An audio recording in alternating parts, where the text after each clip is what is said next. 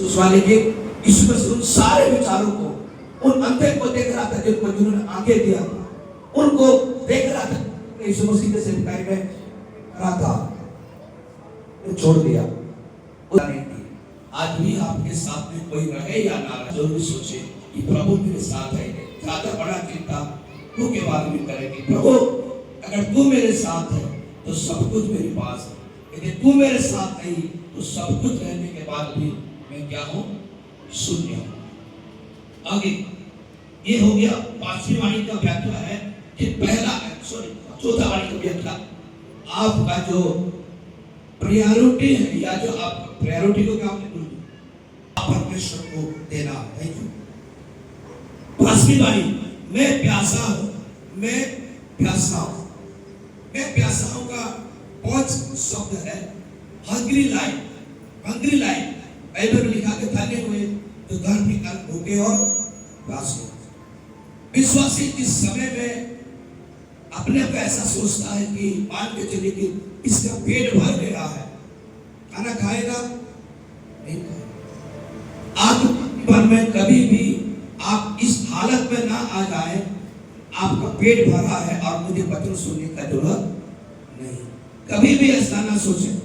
प्रभु हमेशा हमारे साथ है, हमेशा हमारे साथ रहेगा, लेकिन वचन को सुनना कभी बंद ना करे। धन्य हुए जो धर्म के कर्म भोगे और प्यासे। आज बहुत सारे विश्वासी है, 1 साल 4 साल 10 साल 20 साल बाद में लोग सोचते हैं कि अब मैं सब कुछ जान गया है। बहुत खतरा है। इसलिए हम इससे सीखते हैं कि ये विधा, जैसे यीशु मसीह ने कहा, उस प्यासे की वाणी से हम यही सीख रहे हैं, मैं प्यासा हूं। आप भी हमेशा प्रभु से कहें कि मैं प्यासा हूं। हम यीशु मसीह से आज कहने की जरूरत है, तभी तो यीशु मसीह आपको पानी पिलाएगा। आप बोलेंगे मुझे कोई प्यास नहीं, क्या यीशु मसीह जबरदस्ती पानी पिलाएगा? नहीं।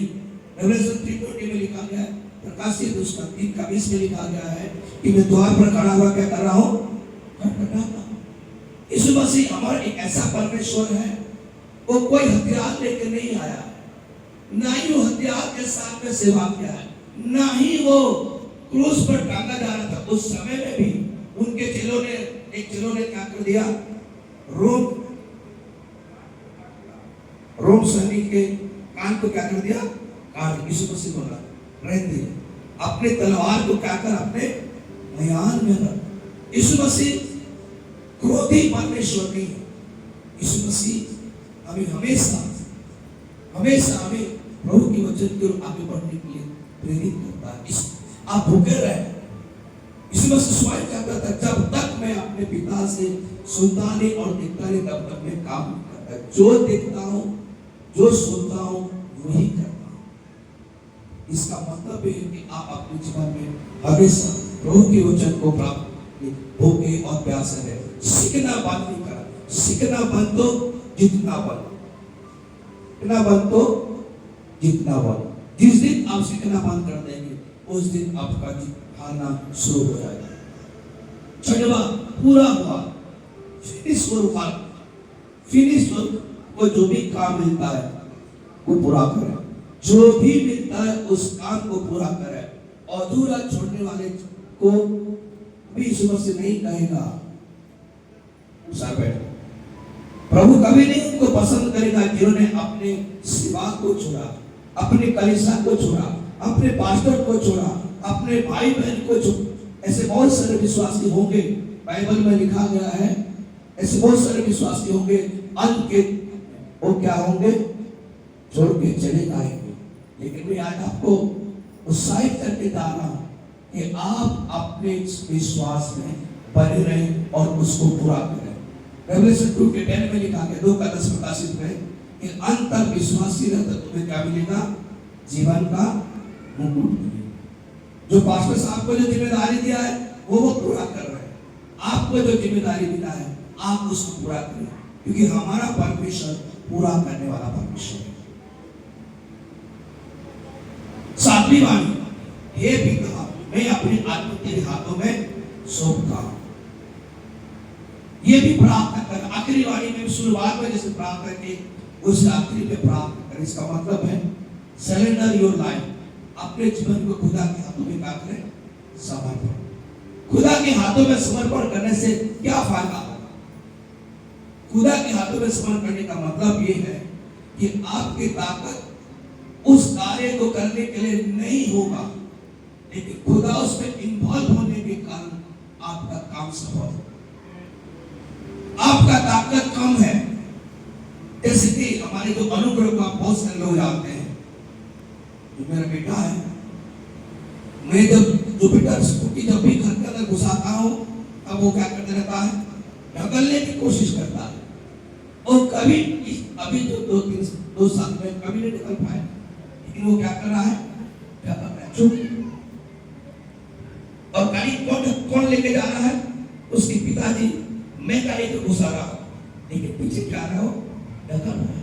ऐसे आपके जीवन में भी यदि आप अपने जीवन को प्रभु के हाथों में समर्पण करेंगे, कितना वजन हो, कितना कठिन हो, कितना बड़ी भी समस्या हो, यदि उस समस्याओं में यदि आपका परमेश्वर आपके साथ है, यदि उस समस्याओं में आपका परमेश्वर समान रहा है, यदि उस कार्य में परमेश्वर इन्वॉल्व है, तो आप भले फेल हो सकते हैं, परंतु कभी परमेश्वर फेल नहीं होगा, क्योंकि प्रभु को आपने उस काम को समर्पण किया। दाऊद को गलियात बोलता है कि तू मुझे क्या समझ लिया। दाऊद का कमेंट था, तू तो भाले लेके आता है। यहोवा हस्बैंड उस तो वो खुद नहीं लड़ रहा था, युद्ध कौन लड़ रहा था? परमेश्वर लड़ रहा था। ये मात्र एक पात्र था। जब आपका समझना परमेश्वर समाधान, कोई भी उसको असमाधान या इनकम्प्लीट नहीं करेगा। इसलिए परमेश्वर के वचन जैसे कहता है, हे पिता मैं आपकी आत्मा तुम्हें सौंपता हूं। इसका मतलब सरेंडर। मैं दोबारा दोहरा रहा हूं क्या क्या मैंने आपको बताया। पहला जो वाणी का सारांश है प्रेयरफुल लाइफ। पहला जो वाणी का सारांश है प्रेयरफुल लाइफ। दूसरा वाणी का सारांश है accept life, expect life, accept मतलब ग्रहण करने का लाइफ। तीसरा जो है वो फेथफुल लाइफ। तीसरा वाणी का सारांश है फेथफुल।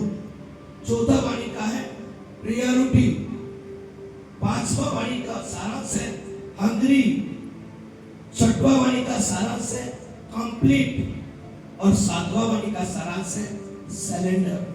7 वाणी का मैं आपको 7 शब्द दिया हूं। एक बार और दोहरा रहा हूं, जो लिखने वाले लिख सकते हैं। पहला वाणी का सारांश है प्रेयर। दूसरा वाणी का सारांश है एक्सेप्ट। तीसरा वाणी का सारांश है फेथफुल। चौथा वाणी का सारांश है प्रायोरिटी। पांचवा वाणी का सारांश है हंग्री। छठवां वाणी का सारांश है कंप्लीट। और सातवां वाणी का सारांश है सरेंडर। परमेश्वर आपको आशीष को दे। इस वचन के द्वारा कोई इंग्लिश ऐसे शब्द आया है जो आपने समझ पाए हैं, तो चर्च के बाद में उसको आपको बता दूंगा। आइए प्रार्थना करें। अपने जीवन में क्या आपका जीवन प्रार्थना से शुरू हो रहा है? क्या आपके जीवन प्रार्थना से शुरू हो रहा है? आपकी काम यह प्रार्थना से